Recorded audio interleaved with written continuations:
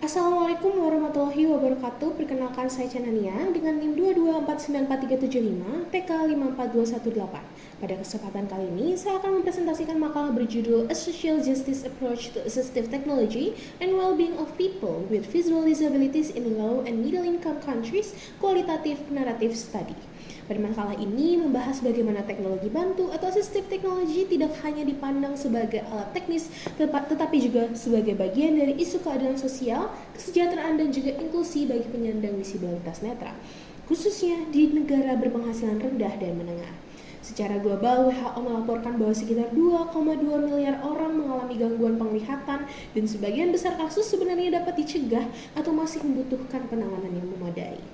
Di negara berpenghasilan rendah dan menengah, prevalensi gangguan penglihatan berat bahkan 2 kali lebih tinggi dibandingkan negara maju.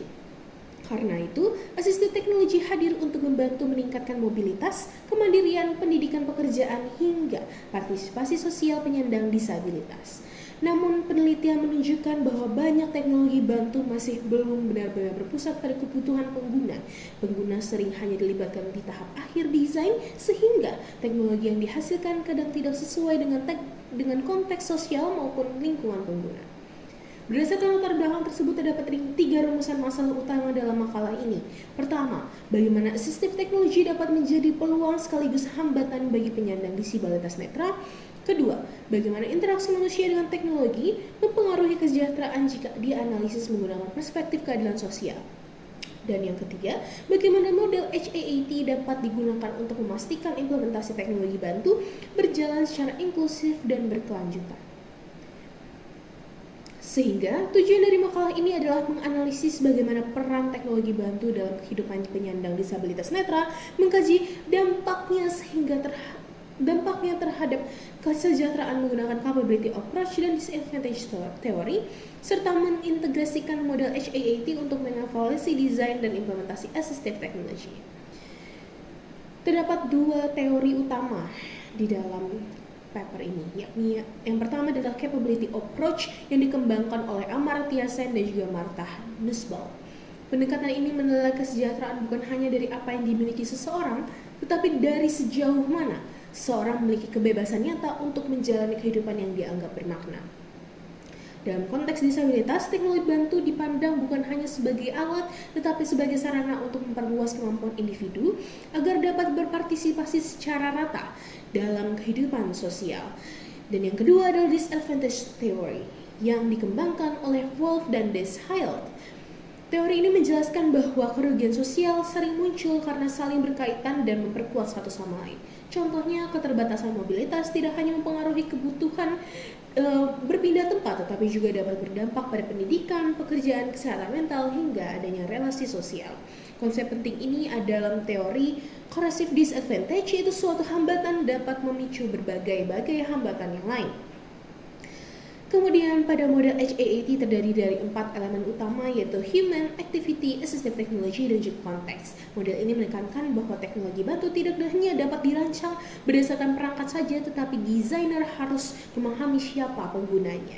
Selanjutnya, penelitian ini menggunakan pendekatan naratif kualitatif yang dilakukan di Columbia. Sebanyak 19 partisipan dengan disabilitas netra diwawancarai dengan secara mendalam selama 60 hingga 105 menit.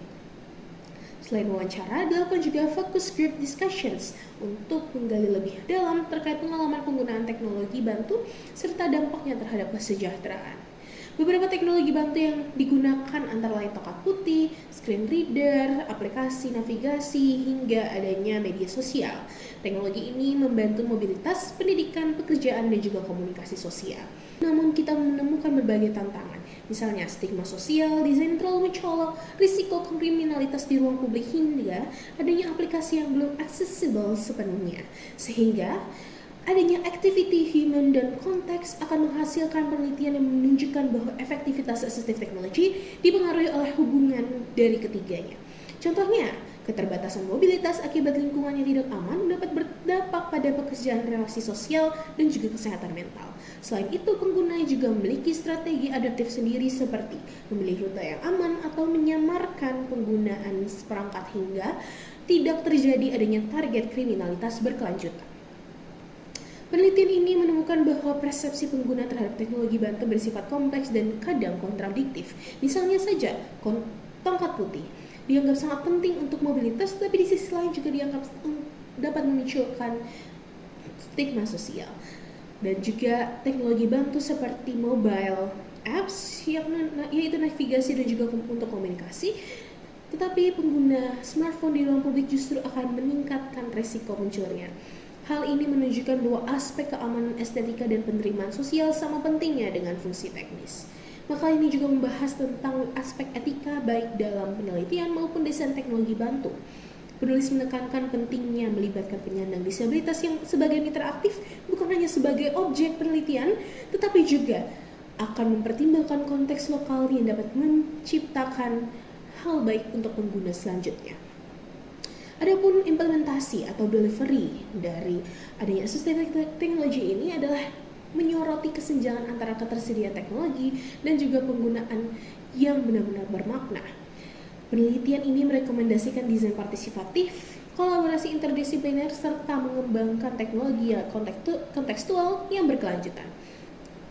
Sebagai kesimpulan, assistive technology memiliki peran yang sangat penting dalam meningkatkan kesejahteraan penyandang disabilitas netral. Namun, keberhasilan teknologi bantu tidak hanya ditentukan oleh kecanggihan teknologinya, melainkan oleh sejauh mana teknologi tersebut mampu untuk menyesuaikan diri dengan konteks sosial, budaya, ekonomi, dan juga lingkungan penggunanya. Melalui pendekatan keadilan sosial ini, penelitian ini menekankan bahwa teknologi yang baik adalah teknologi yang mampu memperluas kapabilitas, mengurangi hambatan struktural, serta meningkatkan kualitas hidup pengguna secara menyeluruh. Sekian dari presentasi saya. Wassalamualaikum warahmatullahi wabarakatuh.